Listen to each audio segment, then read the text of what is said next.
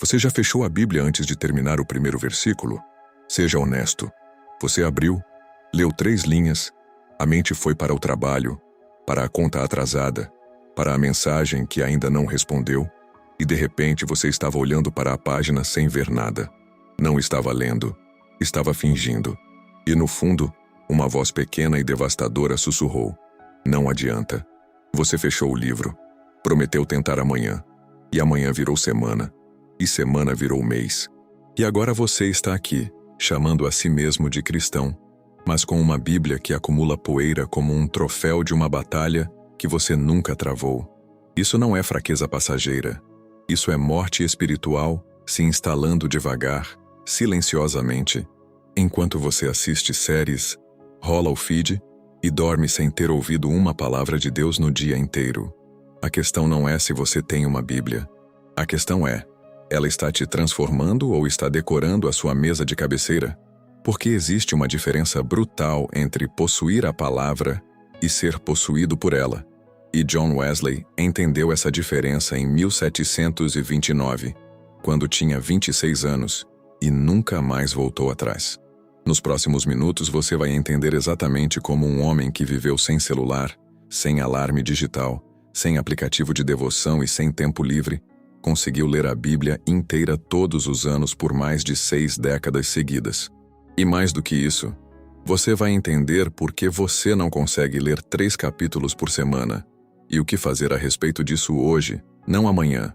Existe uma mentira que o cristianismo moderno abraçou com os 2 braços e que está matando a sua vida espiritual mais rápido do que qualquer pecado visível. A mentira é esta: você vai ler a Bíblia quando tiver vontade, quando sentir aquela chama, quando o coração estiver quente, quando a vida estiver calma o suficiente para você sentar, respirar fundo e se concentrar de verdade. Essa mentira é tão sedutora porque parece espiritualmente madura. Parece que você está esperando pelo mover do Espírito. Parece que você não quer fazer algo mecânico, sem vida, sem sentimento. Mas a verdade é que essa espera elegante está te matando. Você está esperando por uma disposição que nunca vai chegar sozinha. A disposição não precede a disciplina. A disposição nasce da disciplina. E enquanto você espera sentir vontade, o seu espírito está morrendo de inanição, como um corpo que recusa comida porque não está com fome, sem perceber que a falta de fome é justamente o sintoma da doença. O cristão moderno lê a Bíblia em média 4 minutos por dia. 4 minutos. O mesmo cristão passa 3 horas e 47 minutos por dia em telas. Ele tem tempo. Ele não tem prioridade. E essa distinção é a diferença entre uma vida espiritual viva e uma vida espiritual que está em coma profundo, ligada num aparelho de aparência religiosa que mantém os sinais vitais apenas o suficiente para você não perceber que já está morto por dentro. Você não tem problema de tempo. Você tem problema de valor. O que você valoriza de verdade, você encontra tempo para fazer. Todo dia. Sem exceção. Sem desculpa. E a palavra de Deus claramente não está no topo dessa lista. E você sabe disso melhor do que qualquer pessoa. O diagnóstico é simples e devastador. Você parou de ler a Bíblia porque não construiu uma estrutura que sobrevivesse à ausência de sentimento. Você construiu a sua vida devocional sobre areia emocional. Quando o sentimento estava lá, você lia. Quando o sentimento foi embora, e ele sempre vai embora, porque sentimento é instável por natureza, a prática foi junto. E a cada ciclo de início e abandono, de promessa e quebra, de culpa e resignação, o seu espírito foi ficando mais fraco, mais cínico, mais distante de Deus. Você não está longe de Deus porque ele se afastou. Você está longe porque você parou de aparecer. Todo dia, todo maldito dia. E a Bíblia ficou ali, fechada, acusando você em silêncio cada vez que os seus olhos passavam por ela. Pense no que acontece com um músculo que não é usado. Não fica neutro. Atrofia. Encolhe. Perde massa, perde força, perde capacidade. Primeiro você para de sentir a diferença. Depois você começa a sentir a fraqueza.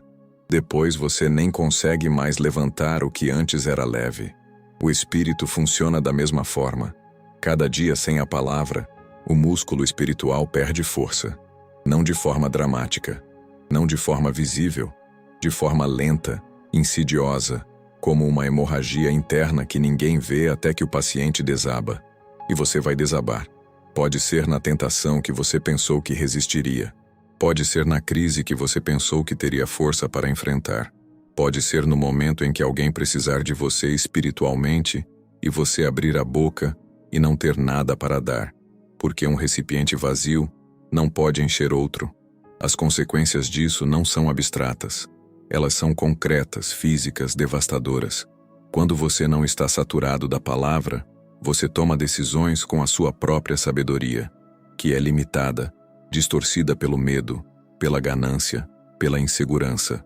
Você entra em relacionamentos errados porque não tem padrão bíblico vivo dentro de você.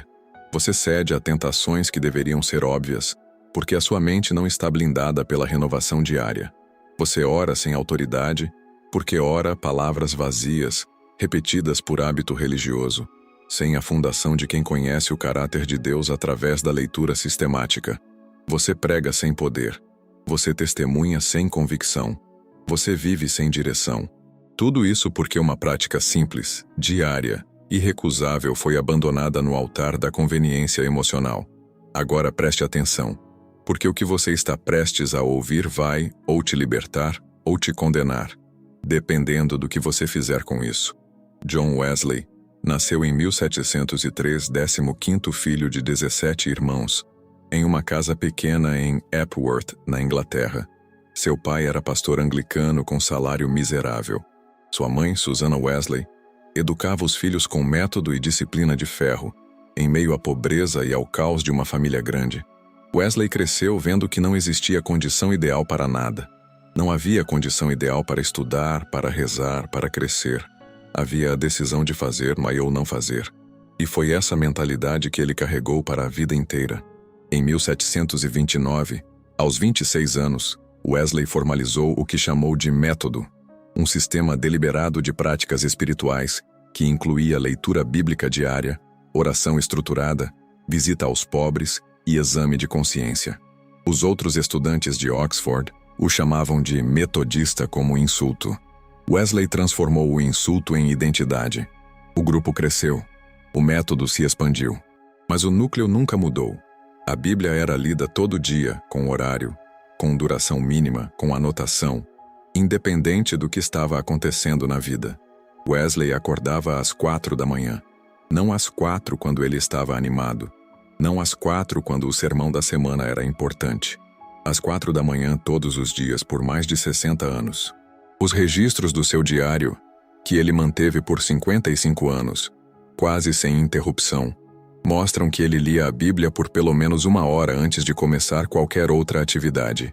1 hora, todo dia, às 4 da manhã, sem exceção documentada nos anos de registro. Ele pregou mais de 40.000 sermões ao longo da vida. Viajou mais de 400.000 quilômetros a cavalo pela Inglaterra, pregando em campos abertos, em minas de carvão, em praças públicas, sob chuva e sol. E em nenhum desses dias ele pulou a Bíblia. Em nenhum. Porque para ele pular a Bíblia seria o equivalente a um soldado ir para a batalha sem armadura. Suicídio espiritual. Loucura pura. E aqui está o detalhe que vai te destruir e te reconstruir ao mesmo tempo. Wesley não lia a Bíblia porque sempre sentia vontade. Ele mesmo escreveu que havia dias em que o coração estava frio, a mente resistia, o cansaço era físico e real, mas ele lia assim mesmo, porque a disciplina não dependia do termômetro emocional. A disciplina era uma decisão tomada uma vez e executada todos os dias. Ele não renegociava a prática toda manhã. Ele havia decidido. E ponto. O debate estava encerrado antes de começar. Wesley não lia apenas o Novo Testamento. Ele lia o Antigo Testamento, as cartas, os Salmos, os Provérbios, os profetas. Ele lia em hebraico e em grego quando o tempo permitia. Ele anotava, refletia, conectava passagens. Seus diários mostram que ele frequentemente lia a Bíblia enquanto caminhava, porque o tempo a cavalo era usado para orar e memorizar, e o tempo de caminhada entre compromissos era sagrado para reflexão. Ele não esperava ter uma mesa, uma cadeira confortável. Silêncio perfeito. Ele lia na cela. Ele lia em pé. Ele lia com velas em quartos sem aquecimento no inverno inglês, onde o próprio hálito formava névoa no ar. O desconforto físico nunca foi critério. Nunca foi razão suficiente para parar o que precisava ser feito. Em 1765, aos 62 anos, ele publicou uma edição comentada da Bíblia inteira, as notas sobre o Antigo e Novo Testamento, resultado direto de décadas de leitura sistemática, anotada, meditada. Isso não é obra de um homem que lia a Bíblia de vez em quando batia o ânimo. Isso é obra de um homem que tratou a palavra como o ar que respirava, necessária, diária, irrecusável. E quando Wesley tinha 85 anos e seus olhos estavam falhando, ele pediu para alguém ler a Bíblia em voz alta para ele, porque parar simplesmente não estava no vocabulário. A prática era maior que a capacidade física. A decisão era mais forte que o corpo que envelhecia. E é isso que separa um homem que transforma uma nação de um cristão que mal consegue terminar um capítulo por semana. Jesus não chegou ao deserto cheio do poder do Espírito por acidente. Lucas 4 registra que ele foi levado pelo Espírito ao deserto. E o que aconteceu quando o diabo veio com 3 tentações elaboradas, sofisticadas, personalizadas para o ponto exato de vulnerabilidade de Jesus naquele momento, depois de 40 dias de jejum, com fome, com o corpo no limite? Jesus respondeu com a palavra, 3 vezes, sem hesitação, está escrito, está escrito, está escrito. Não foi improviso, não foi inspiração do momento, foi a palavra que estava dentro dele, viva, acessível, pronta. A palavra que ele havia meditado, estudado, internalizado desde a infância. Aos 12 anos já estava no templo, discutindo com os mestres, impressionando-os com o seu entendimento. Jesus não improvisou na hora da tentação. Ele sacou o que havia depositado por anos de imersão na palavra. Paulo foi mais longe. Em Filipenses 4, escrevendo de uma prisão romana, acorrentado a um guarda, sem saber se seria executado ou liberado, ele escreveu sobre paz que ultrapassa todo entendimento. De onde vinha essa paz? Da palavra que havia sido depositada dentro dele desde os 5 anos, quando começou a estudar a Torá sob o rabino Gamaliel em Jerusalém. Paulo memorizou os 5 livros de Moisés antes dos 13 anos. Memorizou. Não leu uma vez. Memorizou. E quando a prisão veio, quando o naufrágio veio, quando as pedradas vieram, quando a rejeição veio, a palavra estava lá, inabalável, como rocha dentro do seu peito. Paulo escreveu mais da metade do Novo Testamento. Não porque era talentoso, porque era saturado. Há uma diferença enorme entre esses 2 estados. Davi é o terceiro pilar. O Salmo 119 tem 176 versículos. É o capítulo mais longo de toda a Bíblia e é inteiramente sobre a palavra de Deus. Davi escreveu, lâmpada para os meus pés é a tua palavra e luz para o meu caminho. Não estava sendo poético. Estava sendo literal. Ele vivia no deserto. Ele havia passado noites fugindo de Saul, com a espada perseguindo cada passo seu. E mesmo assim, o Salmo 1, atribuído a ele, descreve o homem bem-aventurado como aquele que medita na lei do Senhor de dia e de noite. Não quando tem tempo, não quando está com vontade, de dia e de noite. Esse é o padrão bíblico. Jesus o demonstrou. Paulo o viveu. Davi o cantou. E Wesley o praticou com precisão de relojoeiro por 6 décadas. O que você está fazendo? Agora vem a parte que vai separar os que vão mudar dos que vão fechar essa tela e continuar do mesmo jeito. O primeiro passo é absurdamente simples e por isso mesmo é o que a maioria vai ignorar. Escolha um horário fixo e trate como uma reunião com Deus que não pode ser cancelada. Não pela manhã se der.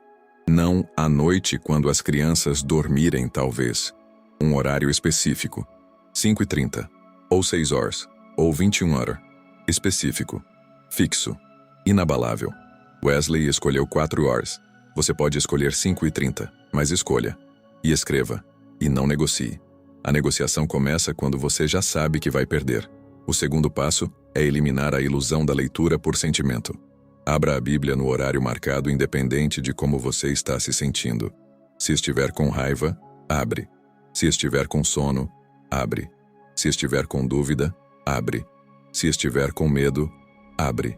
Se estiver com alegria, abre. O sentimento não é o critério. A decisão é o critério. Em 30 dias de leitura diária sem dependência de sentimento, você vai notar algo surpreendente. O sentimento começa a aparecer como consequência da prática, não como pré-requisito. O seu coração vai começar a aquecer porque você está alimentando o fogo, não porque você esperou o fogo aparecer do nada. O terceiro passo é ter um plano de leitura que cubra toda a Bíblia. Não leia por impulso, pulando para os versículos que você gosta. A Bíblia é um sistema. Ela foi escrita para ser lida como um sistema. Se você ler apenas o Novo Testamento, você vai entender Jesus sem entender Abraão, e vai perder metade do que Jesus quis dizer. Se você ler apenas os Salmos, vai ter conforto sem ter estrutura. O plano mais simples é este: 3 capítulos por dia nos dias úteis e 5 capítulos nos fins de semana, e você termina a Bíblia inteira em um ano. 3 capítulos por dia levam entre 10 e 15 minutos. Você tem isso. Você sempre teve isso. A questão é se você vai usar. O quarto passo é o que Wesley chamava de leitura meditativa, que em termos práticos significa parar quando uma frase te atinge e ficar nela. Não continuar por obrigação de cumprir o capítulo. Parar. Perguntar: o que isso está dizendo sobre o caráter de Deus? O que isso está dizendo sobre mim? O que isso está exigindo de mim hoje? Essa pergunta transforma a leitura de exercício intelectual em encontro vivo. É a diferença entre estudar fotos de uma pessoa e olhar nos olhos dela. Uma informa, a outra transforma. O quinto passo é escrever uma frase por dia. Apenas uma. A frase que ficou. O versículo que entrou fundo. A palavra que pareceu endereçada diretamente a você. Wesley anotava no diário. Paulo escrevia cartas. Davi escrevia salmos. A escrita não é exercício literário. É o ato de ancorar o que você recebeu para que o dia não te roube, porque o dia vai tentar te roubar. O trabalho vai gritar mais alto. A urgência vai parecer mais real. E se você não ancorou o que recebeu de manhã, o dia vai passar por cima como um trator e você vai chegar à noite sem nada do que Deus falou ainda em pé dentro de você. Agora vem a objeção mais comum. E você provavelmente já está formulando ela. Mas eu tenho filhos pequenos. Eu trabalho cedo. Eu sou diferente de Wesley. A minha realidade é outra. Sim, a sua realidade é outra. Wesley também tinha uma realidade. Ele passava meses dormindo em celeiros, em tavernas barulhentas, debaixo de chuva. Ele pregava com turbas jogando ovos e pedras. Ele passou por tempestade no mar, quase morrendo afogado. Ele enterrou pessoas queridas. Ele sofreu traições dentro do próprio movimento que fundou. A vida de Wesley não era um retiro espiritual silencioso, onde a leitura era fácil. Era uma batalha diária, brutal, física. E ele leu mesmo assim, porque a Bíblia não era o que ele lia quando a vida estava calma. Era o que o mantinha de pé quando a vida era caos puro. Se você tem filhos pequenos, leia antes deles acordarem. Se você trabalha cedo, durma 30 minutos mais cedo e acorde 30 minutos mais cedo. Se você está exausto à noite, leia de manhã. Se você está exausto de manhã, acerte o sono primeiro. Mas não use a sua realidade como desculpa permanente para o que é, no fundo, uma questão de prioridade. Porque você encontra tempo para o que valoriza. Todo dia. Sem exceção. Sem desculpa. E a pergunta que vai te seguir até o fim da vida é esta: o que os seus hábitos dizem que você realmente valoriza? Não o que você posta. Não o que você declara. O que os seus hábitos dizem. O sexto passo. E este é o que vai fazer a diferença entre os que duram 3 dias e os que duram 3 décadas. É encontrar um parceiro de responsabilidade. Não um grupo de WhatsApp onde as pessoas mandam bom dia com Deus e depois somem. Uma pessoa específica. Alguém que vai te perguntar de verdade toda semana: você leu? O que Deus falou com você? Porque a prestação de contas não é sinal de fraqueza, é sinal de inteligência espiritual. Wesley não construiu o movimento metodista sozinho. Ele construiu pequenos grupos, chamados de sociedades e classes, onde as pessoas se reuniam semanalmente para perguntar umas às outras sobre as práticas espirituais da semana, não para julgar, para fortalecer. O isolamento espiritual é um dos maiores assassinos de disciplinas espirituais. Você precisa de alguém que saiba que você prometeu e que vá te perguntar se você cumpriu. Comece hoje, não na segunda-feira, não depois do culto de domingo, não quando as férias vierem. Hoje, esta noite antes de dormir, abra a Bíblia e leia um capítulo. Só um. E amanhã de manhã, antes de abrir o celular, antes de verificar as notificações, antes de tomar café, abra a Bíblia de novo. 2 dias seguidos. Depois 3. Depois 1 semana. Wesley não construiu 60 anos de leitura diária em um momento de euforia espiritual. Ele construiu um dia de cada vez, uma decisão de cada vez, uma manhã de cada vez. E cada manhã que ele abria aquela Bíblia às 4 da manhã, o músculo espiritual ficava um pouco mais forte, a voz de Deus ficava um pouco mais clara, a resistência ao pecado ficava um pouco mais sólida. Não é magia, é lei espiritual. Você alimenta o que quer que cresça, sempre, sem exceção. E aqui está o que ninguém te conta sobre leitura bíblica sistemática. Ela não é apenas disciplina, ela é acumulação. Cada dia que você lê, você deposita. Deposita entendimento, deposita intimidade, deposita referência. A Bíblia tem 1189 capítulos. Se você ler 3 capítulos por dia, você termina a Bíblia em 1 ano. 1 ano. No final desse ano, algo dentro de você terá mudado de forma que você não conseguirá explicar completamente para quem não passou pela mesma experiência. As suas prioridades vão mudar. A sua linguagem vai mudar. A forma como você vê o sofrimento vai mudar. A forma como você responde à tentação vai mudar. Não porque você ficou mais inteligente, porque você ficou mais saturado.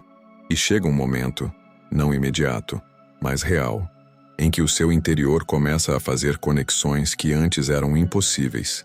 Uma situação no trabalho e você sente, antes de pensar, o que a palavra diz sobre aquilo. Uma tentação aparece e a resposta sai antes que o raciocínio termine. Uma angústia surge e um versículo específico, lido semanas atrás, aparece do nada como água no deserto. Isso não é coincidência. Isso é o Espírito Santo usando o que você depositou. Mas ele só pode usar o que está lá. E se você não depositou nada, ele não tem com o que trabalhar. O Espírito Santo não cria do nada dentro de você. Ele ilumina o que você colocou lá. E a questão é sempre esta: o que você colocou lá? Wesley morreu em 1791, aos 87 anos. Nas últimas semanas de vida, quando mal conseguia levantar da cama, ele ainda pedia para alguém ler a palavra em voz alta para ele. Os registros dos que estavam presentes mostram que ele morreu com um versículo nos lábios. Não com arrependimento, não com medo, com a palavra.